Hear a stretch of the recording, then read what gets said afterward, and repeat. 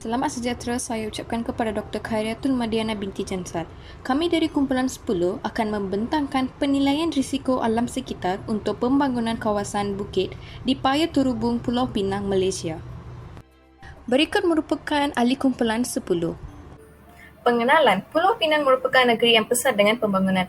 Pembangunan membawa kepada banyak masalah alam sekitar seperti hakisan tanah, tanah runtuh dan kemusnahan flora dan fauna. Perancangan penilaian risiko alam sekitar diperlukan sebelum sebarang bahaya kepada alam sekitar berulang. Berikut merupakan peta lokasi kajian iaitu Paya Turubung, Pulau Pinang, Malaysia.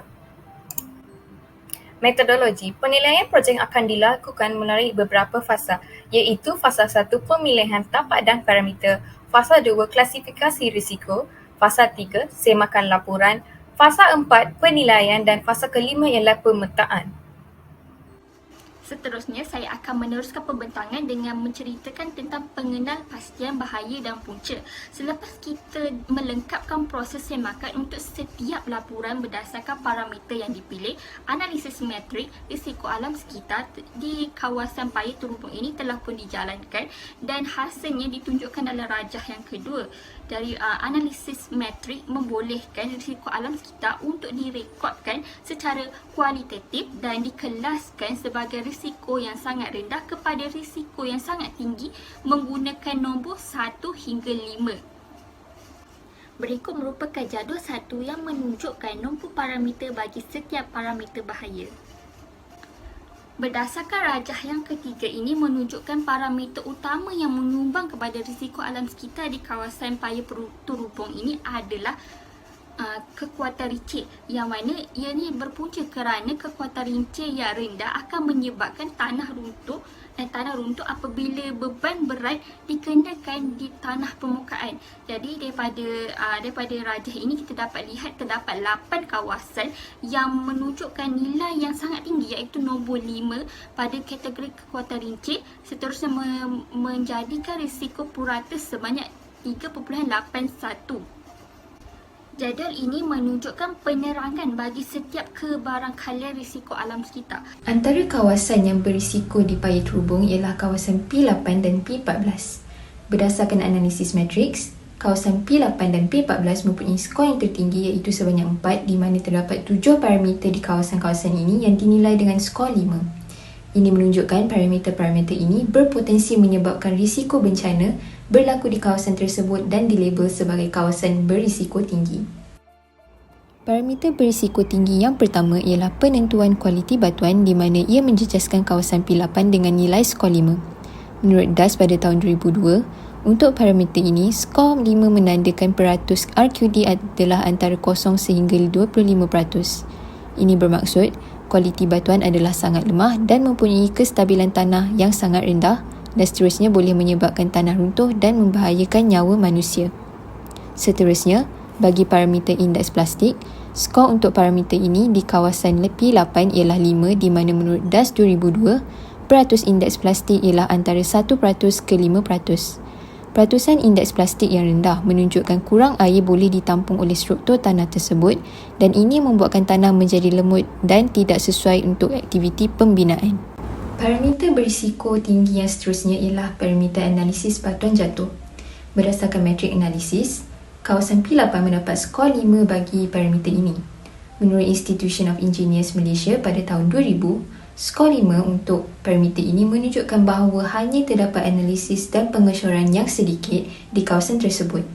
Zon penampan di kawasan ini juga tidak melebihi 7 dan ini boleh meningkatkan risiko kemalangan kerana jarak zon penampan yang pendek tidak mampu menahan batu yang jatuh di kawasan yang berdekatan dan boleh menyebabkan kemalangan. Parameter yang keempat bagi kawasan berisiko tinggi yang fokusnya pada P14 adalah kecerunan. Berdasarkan metrik analisis, nilai skor bagi parameter ini ialah 5. Menurut Jabatan Mineral Geosains 2002, skor 5 menandakan darjah kecerunan cerun ini lebih besar daripada 60 darjah. Ini bermaksud tanah adalah sangat sensitif dan tidak dibenarkan sama sekali untuk sebarang pembangunan. Kerana di zon ini, hakisan tanah dan kejadian tanah runtuh adalah sangat kritikal untuk keselamatan. Parameter yang seterusnya bagi kawasan berisiko tinggi yang fokusnya pada P14 adalah sistem penahanan dan asas.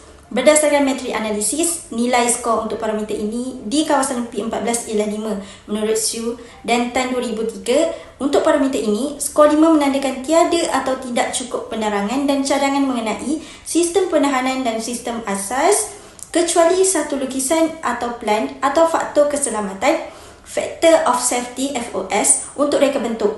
Jadi, ia telah menyebabkan risiko kepada alam sekitar iaitu mendatangkan masalah kestabilan cerun yang seterusnya tidak dapat menyokong struktur pembangunan. Parameter seterusnya bagi kedua-dua kawasan yang terjejas ini iaitu P8 dan P14 adalah kekuatan ricih atau shear strength.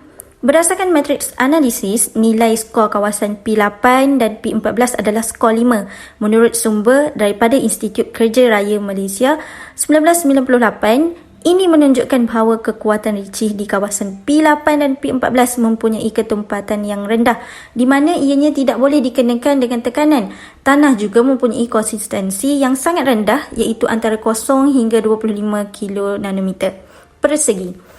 Akhir sekali, parameter bagi yang terakhir adalah kesesuaian guna tanah. Berdasarkan matriks analisis, nilai skor risiko di kawasan yang terjejas ini iaitu P8 dan P14 adalah 5 bagi kategori kesesuaian guna tanah ini.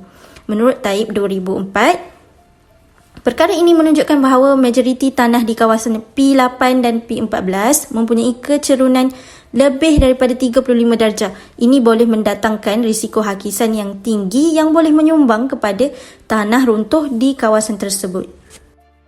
Pengurusan risiko alam sekitar di lokasi P8 dan P14 melibatkan pelaksanaan tinjauan lubang girik dan pembiasan seismos untuk menentukan kualiti batuan dan pelaksanaan semula ujian Hart-Atterberg untuk menentukan indeks plastik.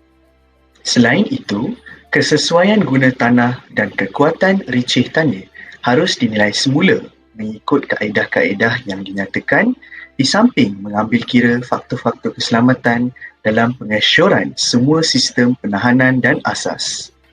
Secara keseluruhan, pelaporan geoteknikal yang lengkap dan berkualiti membolehkan pengesanan risiko alam sekitar, seterusnya mengelakkan projek yang berisiko tinggi dan sangat tinggi daripada diteruskan.